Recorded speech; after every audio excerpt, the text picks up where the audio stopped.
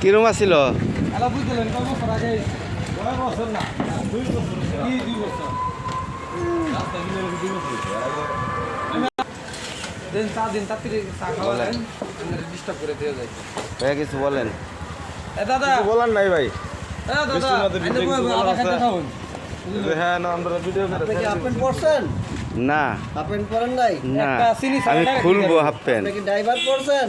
না ড্রাইভার পরেন নাই? হেল্পার। ঠিক আছে, ওকে। এই যে এখনই ফিউজ হইতেছে দেখো। ক্লিকার ভাই।